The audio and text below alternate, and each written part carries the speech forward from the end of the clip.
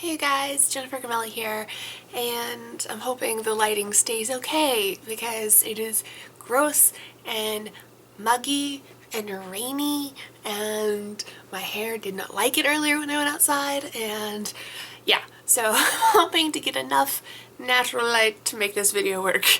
But yes, so today I wanted to kind of talk to you about the perfect relationship. And these are going to be types of videos that I think I'm going to try to start doing a little bit more, just kind of coming across a topic and kind of giving my opinion on it. This one is, I kind of formulated it when I was plotting it out into questions that I'm going to ask myself and then answer, and there's only 3 questions. They're just open-ended questions, so I will leave those below. If you want to do this too, I'll turn it into a tag video, I guess. What would be your perfect relationship? Go ahead and film a video and let me know, or just leave it in the comments below. I'm going to go ahead and jump right into it. So the ideal person that you'd like to be with. So my ideal person would have to be funny. They would have to have a good sense of humor. I am very sarcastic, so they would have to really be able to kind of keep up with me and kind of understand when I'm being sarcastic, because I'm sarcastic a lot. Someone who is smart. I like having discussions. I'm a very shy, introverted person, but being shy doesn't necessarily mean that you don't like to talk or you don't like to voice your opinion. It's actually quite the opposite. Usually introverted people like to voice their opinion on things that really matter to them. So having someone who is smart, and I'm not talking like genius, but someone who's smart, who's able to have those discussions and kind of banter back and forth with different opinions, that's what really helps me out in a relationship. Let's see, someone who loves music. I am a really big fan of music. I'm always trying to find new artists. I'm always trying to expand my musical library. I'm a huge fan of Simple Plan. That's like my heart and soul. They saved me. They like literally saved my life. And that's why I have their tattoo right here on my wrist, Simple Plan. So my ideal person would also have to be open-minded. I have a lot of traits and a lot of things about me that the average closed-minded person, they would probably not approve of me at all. Like when it comes to like religion or my beliefs and how I perceive things and how I identify myself as a person, just wouldn't necessarily be accepted by everyone. So someone who's very open-minded and willing to understand and listen to where I'm coming from, and someone who is able to take everything that I say and everything that about me that I tell them and not necessarily judge me for it. Someone who is interested in art. Art is a very big part of my life. I've been drawing and doodling since before I can remember. I don't know, like art has always been a very big part of my life. Art in photography, videography, you know, drawing, more so cartooning than it is sketching. I don't know, I just like the cartoon feel of, you know, cartoon art. And painting. I actually am trained face painter, if you didn't know that. I think I mentioned that in one of my other videos.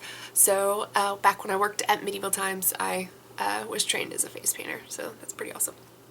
Anyway, someone who is okay with being on camera. As you see, I like filming videos and I like being on YouTube and I like interacting with you guys, and I take a lot of Instagram pictures, and I am a photographer by nature. I'm always taking pictures. So someone who isn't afraid to, you know, be open and, you know, have their life displayed on a camera is very important to me.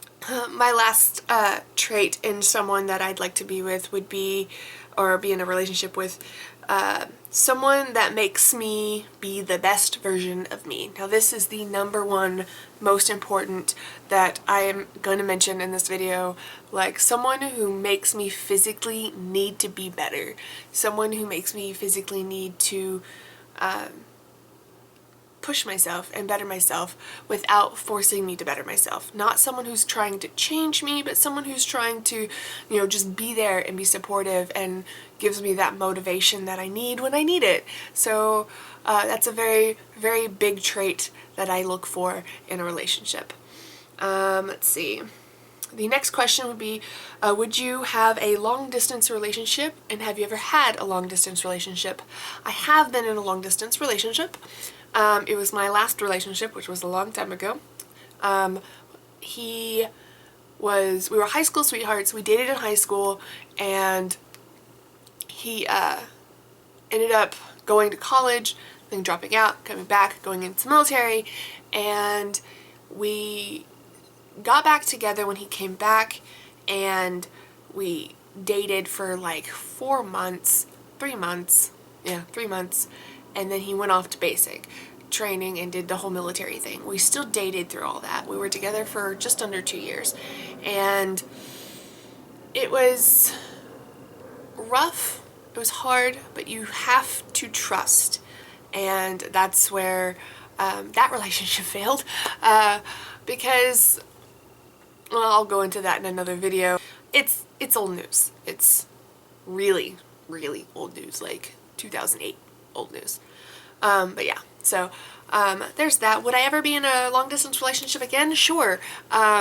It just really depends on the relationship, and I mean, it can't be 100% only long distance, because I mean, at some point in time, you have to physically be in the same room together to really get to know each other.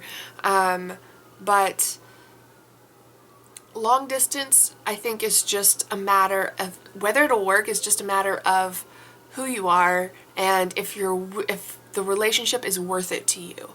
If it's worth it to you and you feel like you're gonna get enough out of it, then definitely, by far, go ahead and do it, whatever.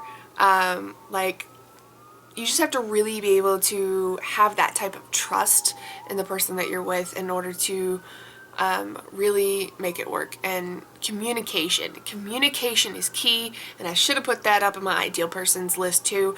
Good communication is like the most important thing, right there next to making me the best person that I can possibly be, the best self that I can be, bringing that out in me. Communication is just so important. You have to be able to communicate, and you have to be able to be honest. Is it important for you to have the same beliefs as a partner or significant other, or whatever you would like to call it? No. It's not hugely important for me to have the same beliefs as someone else that I'm with, mostly because it's not impossible, but it's not likely that I will find someone who I am truly attracted to, someone who I can truly relate to and get along with, and who I want to be in a relationship with, that has my personal beliefs. It is important, though, for me to have someone who is open-minded and they will accept me for the beliefs that I believe. And I think the only issue that comes of this situation in the long run is if you do stay together for a long period of time and you're there together forever and you decide to have a family, it's how you're going to raise your children. Are you going to raise them on one belief or the other? And that's when it can get tricky, and it's definitely something that once it gets serious, I would probably bring up in a relationship, but it's not something that I would necessarily call a deal breaker. I actually do prefer people who don't believe in the same thing I believe, someone who believes in something completely different, just because I like the conversation, and I like really in-depth conversations and really being able to discuss things, and that's just how I fuel my energy, and that's how I like to be social and discuss things. I'm not a huge small talk person. I would rather save my energy for a conversation or topic that really does mean something to me, which I think is why I like YouTube so much, because I can talk about things that are really important to me, and it's not just small talk. I can really discuss things like this. Those are my main 3 questions. And I didn't want to make this video super long, but so I just did a few open-ended questions there.